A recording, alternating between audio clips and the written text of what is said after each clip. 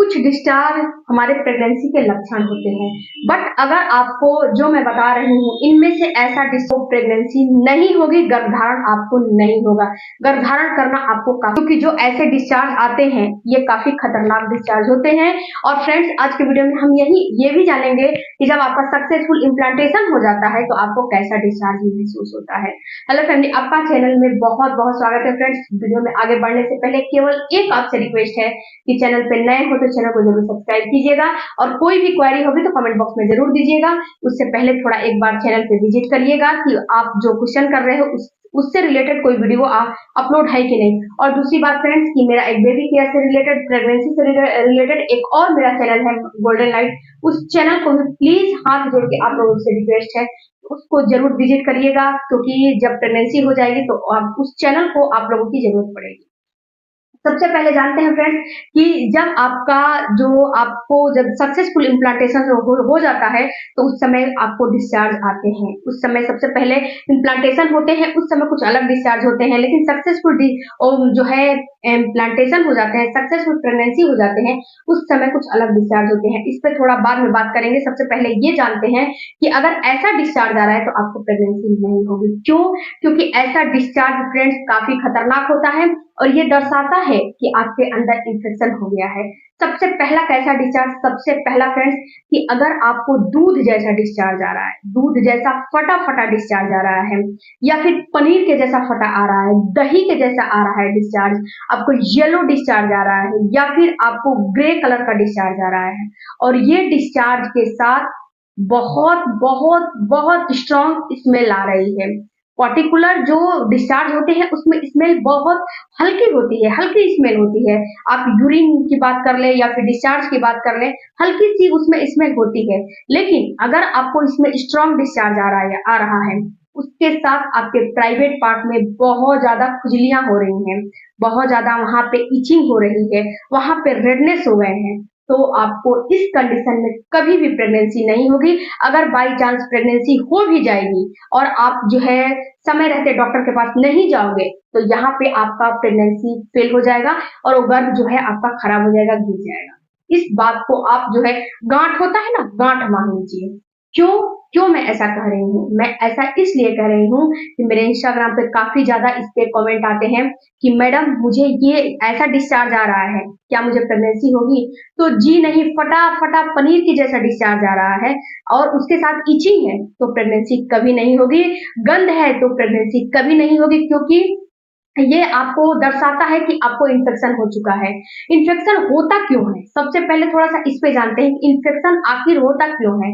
तो dear, infection कई कारणों से होता है। जैसे कि आप जो है अंडरगारमेंट्स इस्तेमाल कर रहे हो, चड्डी वगैरह पहन रहे हो, तो उसमें क्या करती हैं महिलाएं, कुछ भी सस्ता वगैरह, कुछ भी कोई भी क्वालिटी अपना पहन लेती हैं। ऐसा काम नहीं करना है। आपको बिल्कुल ही अच्छी क्वालिटी के और कॉटन के चीज का इस्तेमाल करना चाहिए, यूज करना चाहिए। और उसको क्या करना है कि इन्फेक्शन से बचना है तो उसको धुलो, धुल के अगर इन्फेक्शन हो गया है तो उसको धुल के और डिटेल वाले पानी में उसको वॉश करो और धूप में सुखाओ। इन्फेक्शन नहीं हुआ है तो भी आपको उसको धुल के और आपको धूप में ही सुखाने चाहिए, छांव में उसको नहीं सुखाने चाहिए, क्योंकि जो महिला का वजाइना होता है वहां से हमेशा कुछ ना कुछ डिस्चार्ज निकलते रहते हैं। इसलिए अगर अंडरगारमेंट्स का इस्तेमाल करते हो तो वहां पे हर जो उसमें जो चीज डिस्चार्ज निकलते हैं वो आपके जो है अंडरगारमेंट्स पे ही आते हैं। अगर वैसे ही अच्छे से उसकी धुलाई नहीं करोगे तो वहां पे बैक्टीरिया जमते जमते बैक्टीरिया जम जाएगा और उसी से इंफेक्शन हो जाएगा। या फिर अगर आपको बहुत ज्यादा डिस्चार्ज की समस्या है तो दिन भर में कम से कम 1 से 2 अंडरगारमेंट्स का इस्तेमाल करें, चेंज करें। अब दूसरी बात कि अगर आप जो है कांटेक्ट में रहते हो तो यहाँ पे क्या करती है महिलाएं, जब कांटेक्ट बनाती हैं तो यहाँ पे क्या करती हैं कि उस समय कुछ जैसे कि बहुत बहुत लोगों का बहुत तरीका होता है, लेकिन वहां पे आपको हाइजीन मेंटेन करना काफी जरूरी है। हाइजीन अगर मेंटेन करोगे तो आपको कभी भी इंफेक्शन नहीं होगा। जब आप गर्भधारण करने के लिए तैयारी कर रहे हो तो आप कांटेक्ट के बाद आधे घंटे के बाद जाके अपना हाइजीन मेंटेन करना है। साबुन वगैरह नहीं लगाना है, केवल साफ पानी से अपने निचले अंगों को बिल्कुल वॉश करना है। दूसरा काम करना है कि आपको कोई भी तरीका हो, जब आप कॉन्टेक्ट में रहते हैं, कोई भी तरीका हो, उस तरीके को आपको अच्छे से इस्तेमाल करना है। ये नहीं कि यहाँ से निकाल के वहाँ डाला, वहाँ से निकाल के वहाँ डाला। ऐसा काम आपको नहीं करने हैं, इससे भी आपको इन्फेक्शन होते हैं।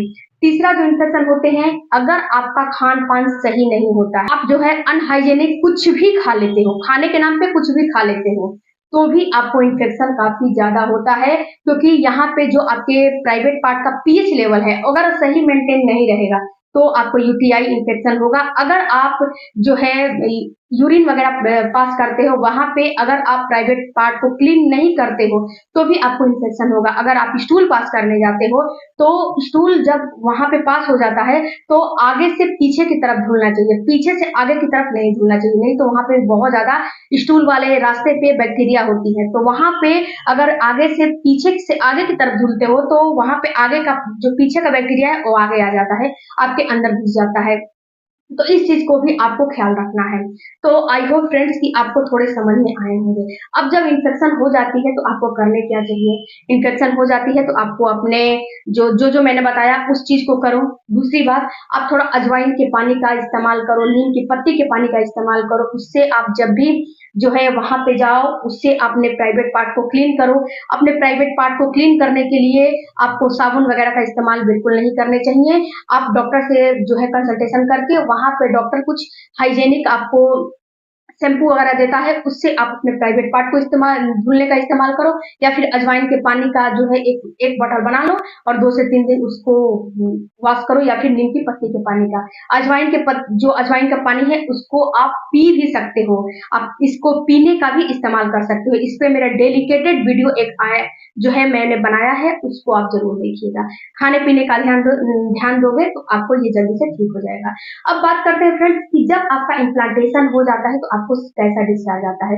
देखो डियर, जब आपका इम्प्लांटेशन होता है तो वहाँ पे आपको ब्राउन कलर का डिस्चार्ज आता है, तो ये तो प्रेगनेंसी के लक्षण होते हैं। ब्राउन कलर के डिस्चार्ज के बाद आपको स्टिकी सा डिस्चार्ज आता है। ये डिस्चार्ज ना तो येलो होगा, ना तो आपको ग्रे होगा, ना तो ये डिस्चार्ज आपको फटा दूध जैसा होगा, फटा पनीर जैसा होगा, ऐसा डिस्चार्ज आपको नहीं होगा। ये डिस्चार्ज आपको बिल्कुल जो है क्रीमी टेक्सचर का होगा, और ऐसा होगा कि जैसे मतलब कि अंडरगारमेंट्स पे अगर वो लग जाएगा तो वहां पे चिपक जाएगा। यानी कि कितनी महिलाओं को पानी के जैसा भी होता है, ऐसी बात नहीं है। पानी की तरह वाटरी भी होता है, लेकिन स्टिकी होता है। स्टिकी बहुत 80 से 90% महिलाओं को स्टिकी ही डिस्चार्ज होता है, और बिल्कुल क्रीमी टेक्सचर का होता है। जैसा क्रीम होता है ना वैसा, उस पे हाथ ऐसे करोगे ना, तो जैसे आप उंगली पे लेके ऐसे ऐसे उसको करोगे तो उसमें वो जो है फिसलन भरा रहेगा, यानी कि जो ओवुलेशन के जैसा होता है वैसा नहीं होगा, लेकिन वो बिल्कुल चिकना होगा, चिकनाहट उसमें बहुत ज्यादा रहेगी। तो अगर ऐसा, और उसके साथ पानी भी रहेगा, ऐसा नहीं है कि केवल वही निकल के, अगर वही निकल के आ रहा है तो ये भी एक इन्फेक्शन का ही लक्षण होता है। नहीं, वो जो है क्रीमी टेक्सचर का रहेगा, और आपको जैसे कि क्रीम होता है ना वैसा ही आपको महसूस होगा, और स्टिकी रहेगा। उसका एक खासियत है, स्टिकी रहेगा। अगर वाटरी आ रहा है, पानी के जैसा आ रहा है, तो भी ये सक्सेसफुल इम्प्लांटेशन के ही लक्षण होते हैं। और ये जब प्रेगनेंसी हो जाती है, यानी कि इम्प्लांटेशन हो जाता है, तो बहुत ज्यादा मात्रा में आता है, यानी कि इसकी मात्रा बढ़ जाती है, ताकि बाहर का बैक्टीरिया इन्फेक्शन आपके अंदर प्रवेश ना करे। आई होप फ्रेंड्स कि आपके सवालों का मैंने जवाब दिया होगा। मेरे चैनल को जरूर सब्सक्राइब कीजिएगा। मिलते हैं